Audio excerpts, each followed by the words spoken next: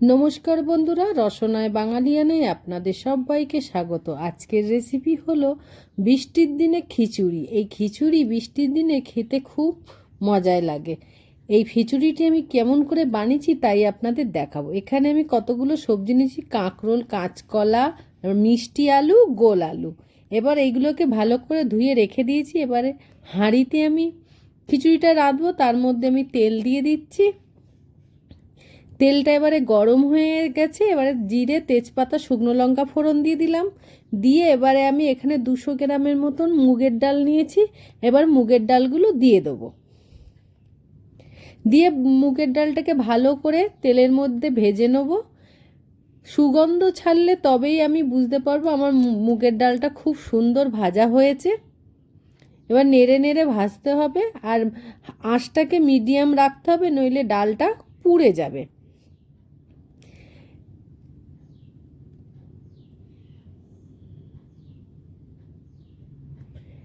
বন্ধুরা, আমার ভিডিওটা প্রথম থেকে শেষ অবধি দেখবেন। ভালো লাগলে লাইক অ্যান্ড সাবস্ক্রাইব করবেন, অনুরোধ রইল আপনাদের কাছে।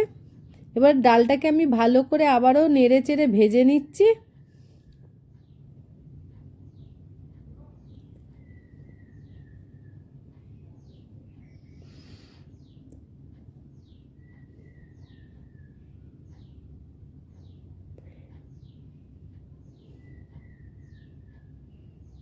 এরপরে আমি ভাজা হয়ে গেছে, এর মধ্যে আমি জল দিয়ে দিচ্ছি পরিমাণ মতন।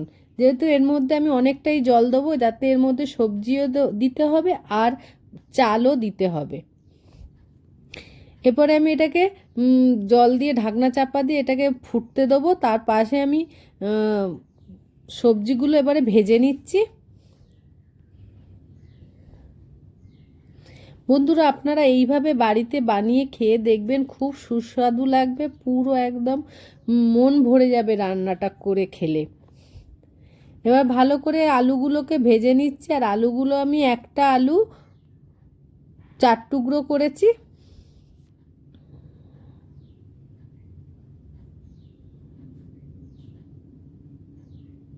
এবারে মিষ্টি আলুগুলো দিয়ে দিলাম, কাঁকরোলগুলো দিয়ে দিলাম, দিয়ে কাঁচকলাগুলো দিয়ে দিয়েছি। এবার এইগুলোকে ভালো করে ভাজবো, যাতে কাঁচা গন্ধটা চলে যায়, এরকমই ভাজতে হবে।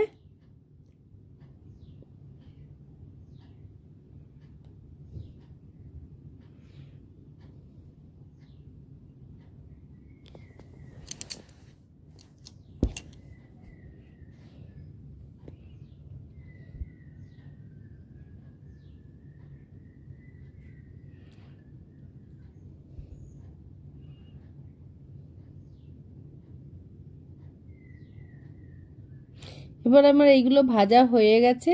এরপরে আমি এটাকে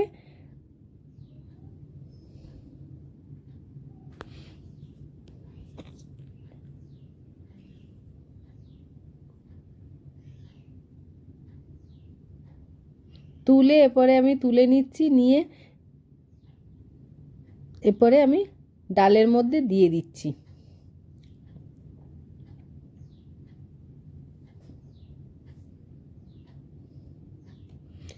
এই রকমভাবে আমি যেরকম রান্না করছি আপনারাও এইভাবে রান্না করে দেখবেন, খেতে খুব সুস্বাদু লাগবে। এবারে ঢাকনা দিয়ে কিছুক্ষণ ওটা ফুটতে দেবো। এইদিকে আমি এখানে 300 গ্রাম গোবিন্দভোগ চাল নিয়েছি। চালটাকে ভালো করে ধুয়ে নেব 2 থেকে 3 বার।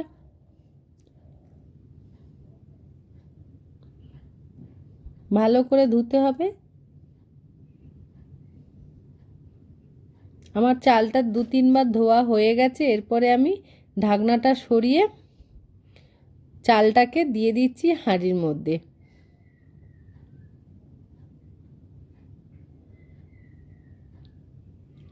দিয়ে এবার ভালো করে নেড়ে দেবো।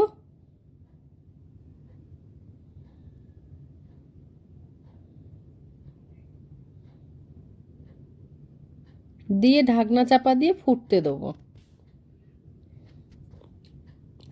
দেখুন আমার চাল ডালটা ভালো করে ফোটা শুরু হয়ে গেছে। এর মধ্যে আমি দিয়ে দিলাম টমেটো আর কাঁচা লঙ্কা।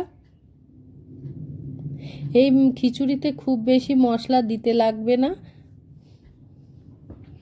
স্বাদ মতন নুন দিয়ে দিলাম।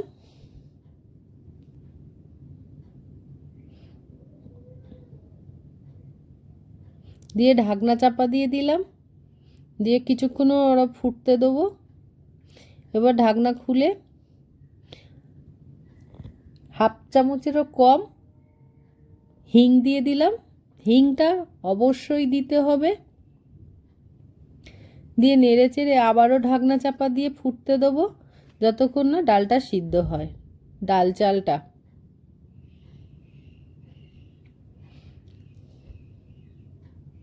আবারও আমি নুনটা চেক করে নিচ্ছি, আর একটু নুন দিতে হবে। আবারও হাফ চামচের মতো নুন দিয়ে দিলাম, দিয়ে ভালো করে নেড়ে নিচ্ছি।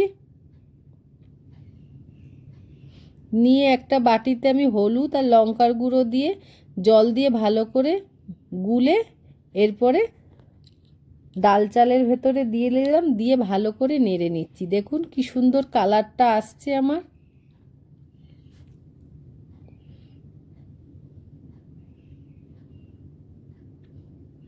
আবারও ঢাকনা চাপা দিয়ে দিলাম কিছুক্ষণের জন্য, আবারও ঢাকনা সরিয়ে আবারও নেড়ে নিচ্ছি।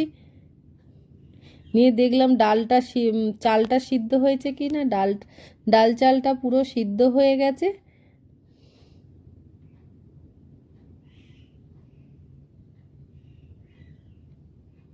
এরপরে আমি এর মধ্যে 1 চামচ ঘি দিয়ে দিলাম।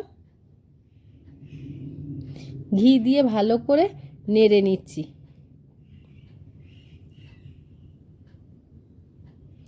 নিয়ে ঢাকনা চাপা দিয়ে দেবো, দিয়ে গ্যাসটা বন্ধ করে দেবো কিছুক্ষণের জন্য। ঢাকনা চাপা থাকবে। এবারে ঢাকনাটা সরিয়ে এবারে আমি পরিবেশন করছি। দেখুন, আপনারা বাড়িতে এইভাবে বানিয়ে খাবেন। ভিডিওটা ভালো লাগলে লাইক অ্যান্ড সাবস্ক্রাইব করবেন। আমি খিচুড়িটার সঙ্গে বেগুন ভাজা, আলু ভাজা, পটল ভাজা, ডিম ভাজা, এই 4টে ভাজা দিয়ে আমি পরিবেশন করেছি।